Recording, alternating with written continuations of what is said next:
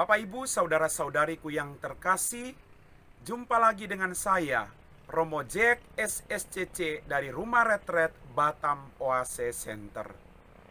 Pada hari ini kita akan merenungkan firman Tuhan yang diambil dari Injil Matius bab 8 ayat 5 sampai dengan 17. Pada suatu hari, Yesus masuk ke kota Kapernaum. Maka datanglah seorang perwira mendapatkan dia dan mohon kepadanya, "Tuan, hambaku terbaring di rumah karena sakit lumpuh dan ia sangat menderita."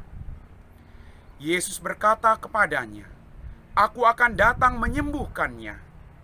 Tetapi perwira itu berkata kepadanya, "Tuan, aku tidak layak menerima Tuan di rumahku. Katakan saja sepatah kata, maka hambaku itu akan sembuh. Sebab aku sendiri seorang bawahan, dan di bawahku ada pula prajurit. Jika aku berkata kepada salah seorang prajurit pergi, maka ia pergi.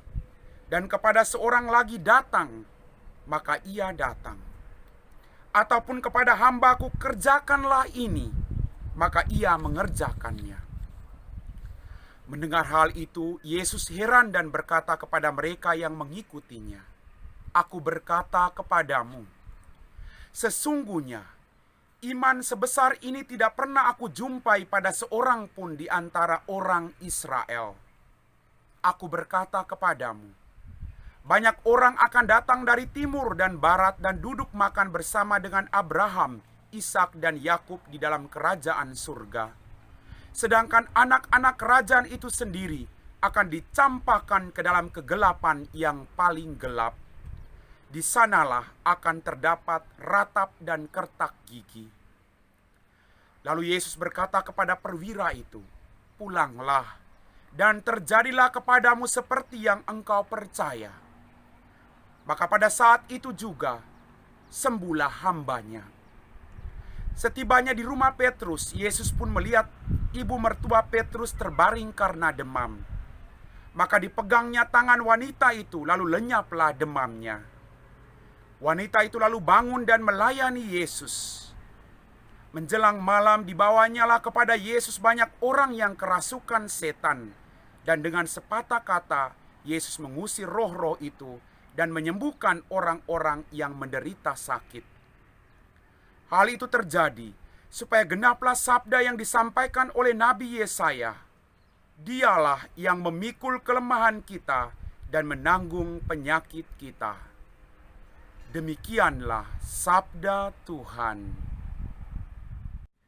Bapak, Ibu, saudara-saudari, adik-adik, kaum muda yang terkasih dalam Tuhan kita Yesus Kristus. Melalui bacaan hari ini, saya sangat tersentuh dengan sikap seorang perwira yang kita dengarkan tadi. Seorang perwira, seorang bos. Dia datang kepada Yesus dengan satu tujuan. Dia mau memohon kepada Tuhan agar hambanya yang menderita sakit lumpuh itu bisa disembuhkan. Luar biasa Bapak, Ibu, adik-adik, kaum muda yang terkasih. Seorang perwira dengan rendah hati datang kepada Tuhan, hanya memohon kesembuhan bagi hambanya. Bukan kesembuhan orang-orang yang sedara dengan dia, tetapi kesembuhan seorang hamba dalam kehidupannya. Saya sangat kagum dengan perwira ini. Perwira ini tidak hanya menggunakan tenaga dari seorang hambanya, tetapi dia mampu menghargai jerih payah seorang hamba dalam kehidupannya. Dia tahu jasa hamba-hambanya, maka dia mau datang dengan rendah hati di hadapan Tuhan Yesus. "Tuhan, hambaku sakit, tolong sembuhkan dia." Lalu Yesus berkata, "Oke, pulanglah, aku akan datang ke rumahmu." Tetapi kemudian hamba ini berkata, "Tuhan, aku tidak layak Tuhan datang ke rumahku. Tetapi bersabdalah saja, maka hambaku itu akan sembuh." Bapak, Ibu, saudara-saudariku yang terkasih, ketika dia mengucapkan kalimat ini, lalu Yesus berkata, Iman sebesar ini belum pernah kujumpai di tengah-tengah orang Israel. Dia dengan rendah hati, dia percaya Bapak Ibu. Tuhan gak usah datang deh ke rumahku, gak usah, gak apa-apa Tuhan. Tetapi dengan Tuhan bersabda saja, saya percaya Tuhan, bahwa hamba saya pasti akan sembuh.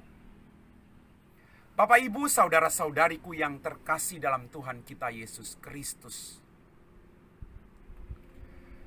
Pengalaman saya pernah mengalami sakit yang begitu parah dalam kehidupan saya. Ketika saya harus pindah ke Bandung, dalam perjalanan ke Bandung saya naik pesawat Citylink. Di dalam pesawat Citylink, karena keputusasaan yang saya alami, saya berdoa, Tuhan, kalau boleh pesawat ini jatuh. Karena keputusasaan, maka saya berdoa demikian.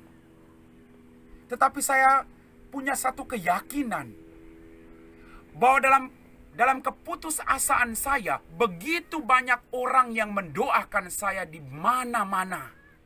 Dan puji Tuhan, akibat permohonan begitu banyak orang yang tidak sedara dengan saya masih bisa berdiri di hadapan Bapak, Ibu, saudara-saudari sekalian.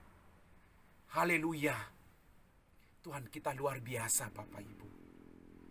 Dia menjawab doa-doa orang, maka saya bisa berada di hadapan kalian. Bapak Ibu, saudara-saudariku yang terkasih dalam Tuhan kita Yesus Kristus. Pertanyaannya, apakah kita juga mampu berdoa bagi orang lain? Apakah kita mampu berdoa bagi hamba-hamba atau pembantu yang ada di rumah kita? Atau para pekerja yang ada di perusahaan kita? Ataukah kita hanya bisa menggunakan mereka dalam kehidupan kita untuk kepuasan, kesuksesan hidup kita sendiri? Kita belajar dari sikap perwira hari ini. Dia tidak mementingkan diri sendiri, tapi demi keselamatan orang lain. Atau apakah kita tertawa karena orang lain menderita atau orang lain jatuh dalam dosa? Ataukah kita datang memohon Tuhan, semoga mereka yang sakit, semoga mereka yang jatuh dalam dosa bisa kembali ke jalan yang benar. Mari Bapak Ibu, saudara-saudariku, adik-adikku, kaum muda yang terkasih, kita berdoa supaya kekuatan doa kita mampu mengubah hidup banyak orang dalam perjuangan hidup mereka untuk mengikuti Tuhan. Amin. Bapak Ibu, saudara-saudari, adik-adik, kaum muda yang terkasih dalam Tuhan kita Yesus Kristus. Setelah kita meresapi firman Tuhan, mari kita siapkan hati kita untuk berdoa. Dalam nama Bapa dan Putra dan Roh Kudus. Amin. Ya Tuhan Allah Bapa kami dalam kerajaan surga, kami bersyukur atas begitu banyak rahmat dan berkat yang masih Engkau curahkan kepada kami semua dalam kehidupan kami. Pada kesempatan ini Tuhan, kami mau berdoa bagi semua orang yang saat ini sedang menderita sakit, baik di rumah mereka maupun di rumah sakit. Semoga Engkau menjamah mereka Tuhan. Engkau berikan mereka harapan akan kesembuhan.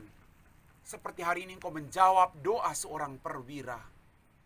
Bantulah kami Tuhan, agar kami juga mampu terus berdoa bagi kesembuhan banyak orang dalam kehidupan mereka. Jamalah orang-orang yang saat ini sedang mengalami sakit yang begitu parah dalam kehidupan mereka. Berikanlah mereka kesembuhan. Jadikanlah mereka saksi-saksi-Mu Tuhan. Saksi akan kebenaran yang Kau berikan dalam kehidupan mereka. Saksi bahwa mujizat itu masih ada dalam kehidupan mereka. Kami puji Engkau Bapa, kini dan sepanjang segala masa. Amin.